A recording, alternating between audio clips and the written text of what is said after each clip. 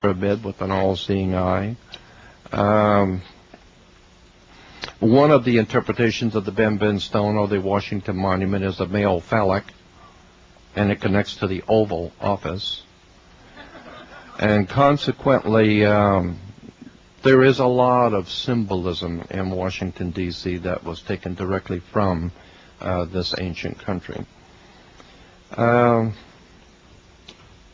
The scriptures I'm very, very much involved in the pursuit of knowledge based on the scriptures. I believe that the Bible has a lot of very important things to say, but has been hidden from view.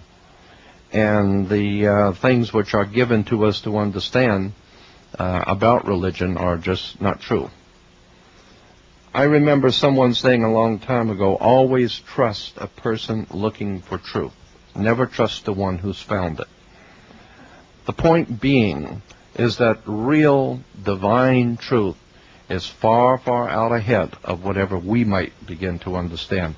Manly Palmer Hall, one of my very good friends, said in one of his lectures, if you can intelligently explain to an audience something about God that everyone can understand, then that proves that you don't know anything about God. Because the God that your pea brain could understand could not be the one that created the universe. The one that created all things is far, far loftier than we have given a correct view of. I feel that perhaps it would be best said that I'm a spiritualist. I am taken by the whole concept of the Spirit. I've had too many things happen to me in my life that prove to me over and over again that there is another world coexisting with ours. So I have a very high respect for the spirit world. I want to tell you an example of the kind of thing that has happened to me all of my life. I'll give you one example. When I was about 8 years old, one morning, I was born and raised in a little small town called Gulf Breeze, Florida, Pensacola actually. And all my life I had all kinds of strange things happen to me as I was growing up, which I took to be normal and natural. It never occurred to me that they were strange. But I woke up one morning about 8 years old, and I was about 5 miles from home in my night clothes. About 2 o'clock in the morning, something like that. I was freezing cold. I was frightened to death because I didn't know how I got there. I was standing on a concrete bridge, an overpass over the train tracks on the west end of town, and I was freezing cold. And I remember standing between the columns because the wind blowing, at least I wasn't standing in the wind, so I'd stand between the columns to keep warm, and wondering how I got there. And I remember distinctly thinking, how am I going to get home? I could run to my grandmother's house, but it's too far the other way. If I'm going to run anywhere, might as well run home. And I'm thinking to myself, I have no money to call my parents. And so as I was standing there, I saw a car racing down the street coming toward the bridge, and it was running red lights. It was a little small town late at night, so it wasn't that dangerous, but nonetheless, they were running red lights. And as they started up the bridge, they came past me. I saw the two boys that were high school kids. I knew them. My family knew them. And two girls in the back seat. They waved at me, and I waved at them. They were speeding. They shot down the other side of the bridge and blew a tire as they reached the bottom, lost control of the car. I was freezing, standing out here, wondering how I got here, waving at somebody passing by, and the car lost control. I watched it skid across a parking lot, and this is a long time ago, 50 years ago, but to the best of my recollection, I remember it speeding and crashing and hitting cars because it totally lost control, skidding across gravel. and crashed into the front of a coffee shop, a little all-night cafe.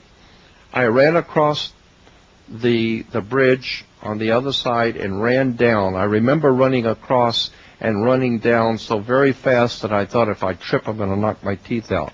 And I kept yelling that to myself, don't fall, you're going to break your face if you fall, because I was running so fast. And I ran down and ran across the gravel, and then it occurred to me as I was running that I'm barefooted, my feet are killing me. I ran into the coffee shop. I saw, of course, what you can imagine was nothing but a horrible mess of bodies and chaos.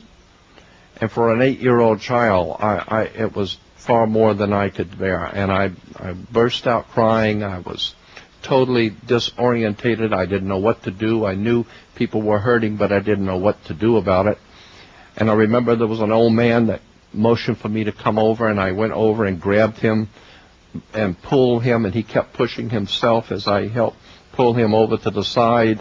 I turned around, and even at that time, even at 8 or 9 years old, I had the presence of mind to know that there were some people here you can't help.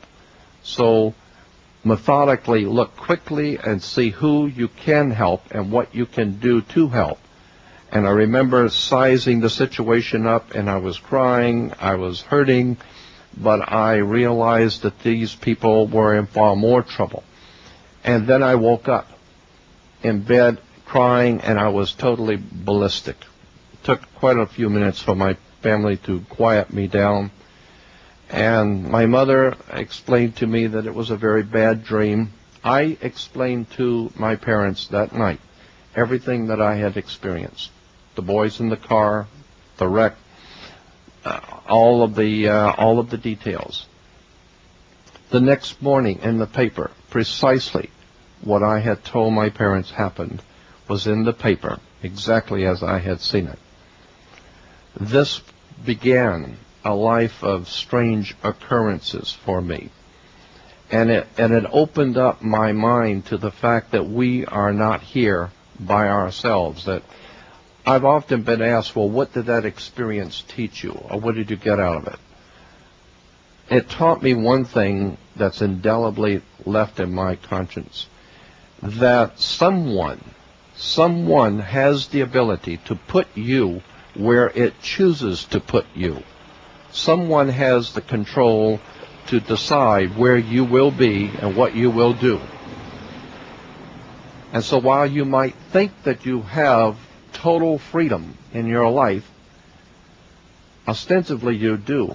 But in point of fact, there is a divine presence in the universe that guides all things. So I believe that individuals which are here, individuals which are not here, we're not supposed to be here. I think that there is a rhyme and a reason for almost everything that happens. The question and I should have prefaced all my comments today by saying that the intelligent, thoughtful presentations that you have heard in the past few days is not what you're going to hear today from me. Today, you're going to hear from me the ramblings of a dissatisfied spirit. I'm just very dissatisfied with everything that I see and that I experience in the world around me.